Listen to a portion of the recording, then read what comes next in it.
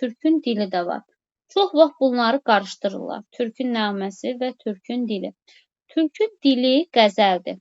Konkret janrı var, qəzəldir və türkün dili Məhəmməd Hüseyn Şəhriyarındır. Türkün dili tək, sevgili istəkli dil olmaz. Yadınızdadır. Bu qəzəldir. Amma türkün nəğməsi Məhəmməd Hadinindir. Xüsusi bir janrı yoxdur. Baxın, şeirdirsə mütləq hər hansı bir janrda olmalıdır deyə xüsusi bir qayda yoxdur. Məsələn, biz konkret olaraq 11-likdirsə, 4 misradan ibarət, bənd şəklindədirsə, ya təcnis, ya qoşma götürürük. Gəraylının xüsusiyyəti var, bayatının var, qəzəlin var, qəsidənin var, qitənin, mürəbbenin, rübainin və s. Yəni, bunların konkret janr xüsusiyyətləri var. Amma məsələn, bəzi şeirlərimiz də var ki, onları janr olaraq, xüsusi olaraq hər hansı bir janrda götürmürük. Və mütləq o şeirdirsə hər hansı bir janra daxil olmalıdır deyə bir qaydamız yoxdur. Ona görə məsələn bizdən türkün nəğməsi şeirinin janrı soruşulanda biz deyirik ki, sadəcə şeirdir, xüsusi bir janrı yoxdur. Bəs Aysu müəllimə, hansı vəzində yazılıbdır türkün nəğməsi? Vəzn olaraq hansı vəzində yazılıb? Əruz vəzninin hansı bəhrində? Əruz vəzninin Həzəc bəhrində yazılmışdır. Doğrudur. Sabirin şeirləri də yadımızdadır. Neylərdin ilahi, əkinci ikisi də Əruzun Həzəcində idi. Məhəmməd Füzuli. Leyli Məcnun'da. Ay sağ olun Leyli Məcnunlar. Məhəmməd Füzulinin Məni candan usandırdı qəzəli. Dəhnamə, Dastan-ı Əhməd Ərami. Ay sağ olun. Bunların hamısı Əruzun Həzəc bəhrində idi. Doğrudur. Yaxşı. İndi gələk burada bu şeirimiz nə zaman yazılıbdır? Neçənci ildə yazılıbdır Vəfa müəllimə? 1918-ci ildə. 1918-ci ildə. Bilirik ki, 1914 və 1918-ci illərdə Aysun bizim ümumiyyətlə dünya tarixində Birinci Dünya müharibəsi gedən dövrdür və bu da həmin dövrdə yazılıb. 1918-ci ildə başqa hansı əsər yazılmışdı ədəbiyyatımızda keçmişik? Yadınıza salaq. İblis. Ay sağ olun. Bir də eyni ildə 1918-ci ildə İblis yazılmış. Orada da müharibənin fəlakətləri və s. öz əksini tapmışdı. Burada bu şeirin içərisində sırf burada olan Birinci Dünya müharibəsinə işarə varmı ki, məsələn, Birinci Dünya müharibəsinə hər hansı bir məqam işarədir burada? Var müəllim, 4 ildə tökülmüş. Ay sağ olun. Bəli, orada deyirik 4 ildə tökülmüş bu qədər qan hədər olmaz. Bəli, 4 ildə bu baş verən müharibəni nəzərdə Birinci Dünya müharibəsinə işarə edirdi. Tamamilə doğrudur. Daha sonra burada forma xüsusiyyətlərinə gəldikdə şeirin vahidini nə götürərik müəllimlər? Bənd. Şeirin vahidi bənddir. Ay sağ olun. Burada təkrarlanan misralardan istifadə olunubmu müəllimlər? Təkrarlanan misralar varmı? Var müəllim. Niyə satdı məni? Satdı. Nədir? Aha, təkrarlanan misralara hansıları misal göstərə bilərik? Birisinin üstünə atma, özüm götürdüm. Burada Türkün tökülən qanları bir ay sağ olun. Diqqətlə düşün, yoxsa bu qan hepsi hədərmi? Bəli. Başqa hansı şeirlərimizdə təkrarlanan misraların olduğunu xatırlayırıq müəllimlər? Neylərdin ilahi? Aha, yaxşı. Sonra əkinçidə var idi. Neylərdin ilahidə təkrarlanan misralar? Yox idi axı. Neylərdin ilahidə yox. Əkinçidə var. Əkinçidə təkrarlanan misralar var. Sonra yağış yağarkən təkrarlanan misralar var. Təbrizim şeiri, burada təkrarlanan misralar var. Eyni zamanda türkün nəğməsində təkrarlanan misralar var. Neylərdin ilahi ilə oxşar cəhət ondan ibarətdir ki, bədii sualla başlayır. Orada da 2 misra ard-arda bədii sual var idi. Burada da 2 misra ard-arda türkün tökülən qanları bihudə gedərmi? Diqqətlə düşün, yoxsa bu qan hepsi hədərmi? Burada da 2 misrada ard-arda bədii sualdan istifadə olunmuşdur. Bax, oxşar cəhət olaraq bunu qeyd edə bilərik müəllimlər. Yaxşı. Burada görürük müharibədən, şəhidlərdən, şəhidlərin qanunundan, sonra qadınların naləsindən və s. Belə deyək də, bədbin bir şeylərdən danışılır. Əsər ümumiyyətlə bədbinlik üzərində yoğrulmuşdur desək, doğru mu olar müəllimlər? Xeyr, müəllim. Gələcək Əsər nikbinlik Ay hakimdir. sağ olun. Əsərdə ümumiyyətlə bir çağırış var, düzdürmü? Və əsər başlayır Türkün tökülən qanları bihudə gedərmi? Yəni Türkün tökülən qanları bihudə, mənasız, faydasız, boş yerə getməyəcəyini deyir və elə bil gələcəklə bağlı burada müəllifin öz fikirləri öz əksini tapmışdı. Və üstəgəldə gələcək nəsilləri sanki bir savaşa çağırır ki, bizim qanlarımız, şəhidlərimizin tökülən qanlarının bir zərrəsi belə gələcəkdə azadlıq toxumu üçün, azadlıq üçün, bizim gələcəyimiz üçün bir nişanədir. Bunu deməyə çalışır. Və bizim azadlığımız uğrunda aparılıb bu mübarizə. Qanla qazanmışıq zəfəri.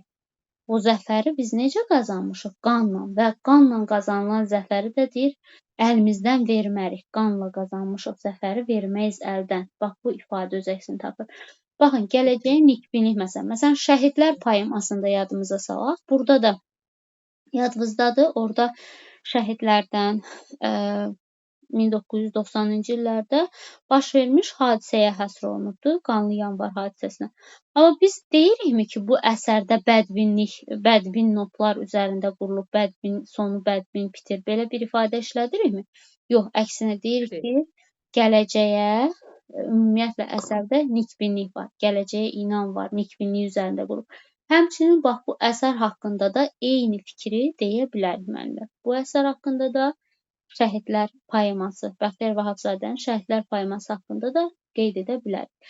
Yaxşı, burada ümumilikdə sizə sual versəm ki, tərənnüm varmı? Şeirdə tərənnüm varmı?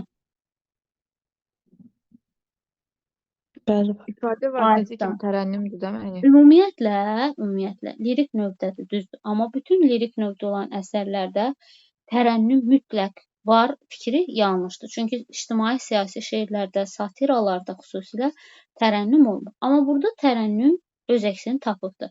Azadlıq uğrunda aparılan o mübarizəni tərənnüm edir öncədən müəllif. O aparılan mübarizənin əzimliyini tərənnüm edir, çatdırır bizə. Ona görə tərənnümdən istifadə olunubdur.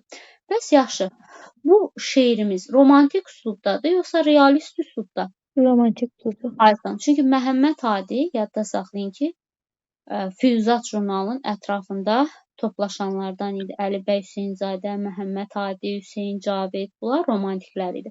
Və məhz bu şeirdə romantik üslubda yazılmışdı. Bu da bizim yadımızda olsun. Romantik üslubda yazılan şeirimizdir.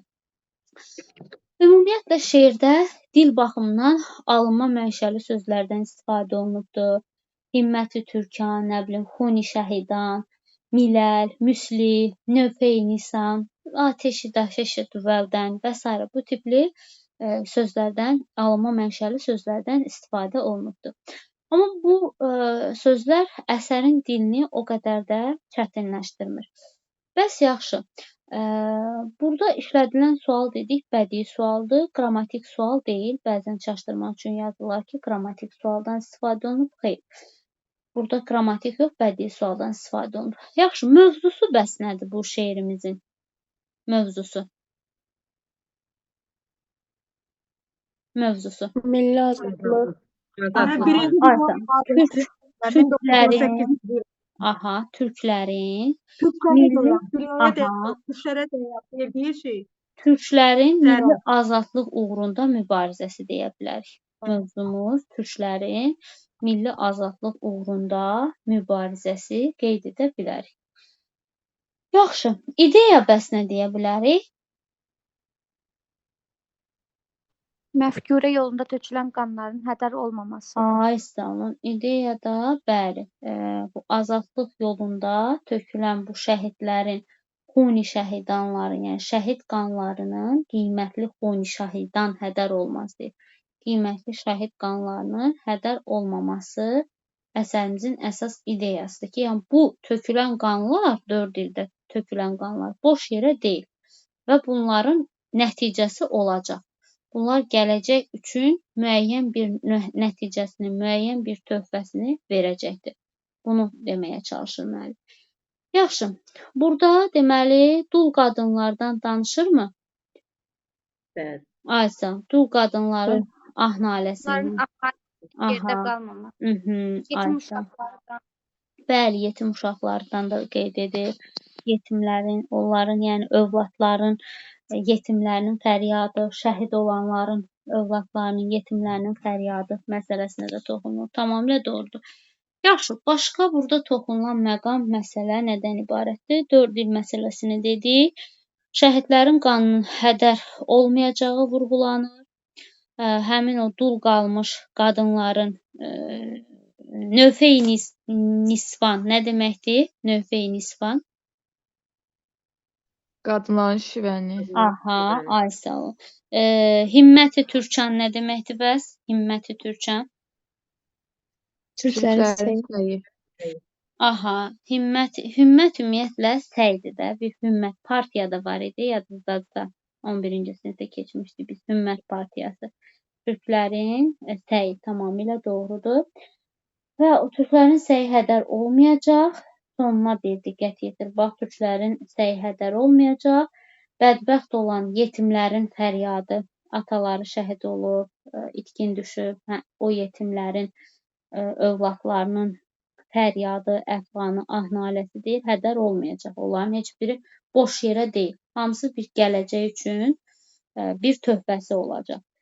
Sonra təkrarlanan misralar var. Dedik ki, zəfəri qanla qazanmışıq və o zəfəri də əldən vermək fikrimiz yoxdur. O zəfər də əldən verilməyəcək. Bəs ölümdən qorxmaq məsələsi. Ölümdən qorxulurmu bu şeirdə? Xeyr. Xeyr, müəllim. Orada ölümlə bağlı nə qeyd edir müəllif? Bir zərrə belə qorxmayırıq dəsti əcəldən. Ay sağ ol. Əcəl, yəni ölümdən deyir, bir zərrə belə qorxmuruq. İstərsə deyir, bütün dünya cahan təməlindən, lap əvvəlindən deyir, çevrilsin, alt-üst olsun, yenə də qorxmuruq. Və türklərin üzü deyir, bu tutduğu yoldan, məfkürə yolunda, azadlıq uğrunda tutduğu yoldan, bu səmtdən, bu əməldən çevrilməyəcək. Nə baş verir, baş versin. Bizim bir istiqamətimiz var, azadlıq uğrunda mübarizə, azadlığı əldə etmək. Bu uğurda da gedəcəyik və bizim... Keçən il düşmüşdü, hə müəlliməmizdə? Türkün Bəli. nəğməsi düşmüşdü. Demək olar hər il düşür. Və türklər deyir, geri dönməyəcək öz əməllərinə. Müslih sözünün mənası nədir müəllimlər? Müslih. İslah edən. Aha, islah edən, sülhü, asayişi bərpa edən, barışdıran, yəni doğru düzgün əməldən. Türklərin əməli nədir? Azadlıq uğrunda mübarizə, müslih əməl, yəni bunların məqsədi kiməsə xainlik eləyib torpaqlarını almaq deyil. Kiməsə xaincə gedib torpaqlarını ələ keçirsin, oradakı insanları öldürsün. Bu deyil. Bunların istəyi ancaq azadlıqdır. Türklərin istəyi ancaq bir istəyi var, azadlıq. Heç kimə zərər vermək istəmirlər, amma öz azadlıqlarını istəyirlər. Və heç vaxt da bu müslih əməllərindən geri dönməyəcəklər. Və əvvəldən də, tam miləldən də, milləl millətlər mənasındadır. Bütün millətlərdən yaxşı yaşamaq istəyiriksə, təbii ki, bizim birinci nəyimiz olmalıdır? Öz müstəqilliyimiz, öz azadlığımız olmalıdır. Digər millətlərdən yüksək yaşamaq istəyir. Bəs millətlər müqayisəsi bizim millətin digər xalqlar, digər millətlərdən geridə qalması məsələsi hansı şeirdə var idi? Qafqaz müsəlmanlarının Ay, sağ olun, bəli, qeyriləri tərəqqi edərkən bizim geridə qalmamız məsələsi. Burada isə qeyd edir ki, yüksək yaşamaq istərkən cümlə millətlərdən, yəni bütün dünyada olan millətlərdən yüksək yaşamaq istəyiriksə, öz əməlimizdən, öz mübarizəmizdən dönməyəcəyik. Və yenə eyni misralar. Türkün tökülən qanları bihudə gedərmi? Diqqətlə düşün, yoxsa bu qan hepsi hədərmi? 3 yerdə təkrarlandığını biz görə bildik. Yaxşı müəllimlər, belə bu qədər ümumi şeir haqqında bizim təhlillərimiz bundan ibarət. Bədii sualla başladı, bədii sualla da bitdiyini gördük. 3 yerdə həmin o beytin təkrarlandığının şahidi olmuş olduq.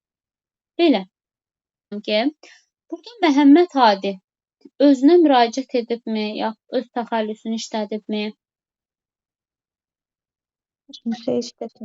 Aydın.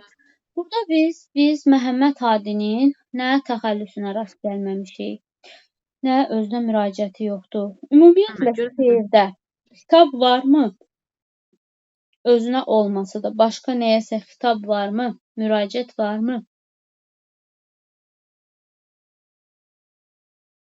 Xeyr, müəllimə, yoxdur. Aysun, burada ümumiyyətlə xitab yoxdur. Özünə də bəzən testlərdə bilirsiniz necə verirlər çaşdırmaq üçün. Deyir ki, belə bir sual salırlar. Deyir, müəllifi adı çəkilməsə də, yəni özünə müraciət etməsə də, xitab olmasa da, şeirdə xitab var. Bax, məsələn, mən bunu gənclərə nəsihət şeiri haqqında deyə bilərəm. Məsələn, onun da xüsusilə janrını müəyyən etmək olmurdu. Biz deyirdik ki, gənclərə nəsihət şeirdir. Məsnəvi formasındadır. Məsnəvi deyil, sadəcə şeirdir. Xüsusi bir janrı yox idi onun da. Bax, orada da, Türkün nəğməsində də dedik, xüsusi bir janrı yoxdur. Orada da Xaqani düzdür, özünün təxəllüsünü işlədir. Sənətdə tək olan bu Xaqanidən gəlincə mənalı fikir eşitsən. Hətta fəxriyyəsi də özündən fəxr edir, sənətdə tək olduğunu deyir. Özünə müraciət yoxdur həqiqətən. Amma xitab var. Elə birinci beyti də biz xitabı görürük. Birinci misra, fitnə törətmə ey fitnəkar cağın. Fitnəkar cağına müraciətlə başlayır. Amma ümumilikdə bu şeirə diqqət yetirəndə burada xitabdan belə istifadə olunmamışdır. Bu yadımızda qalsın.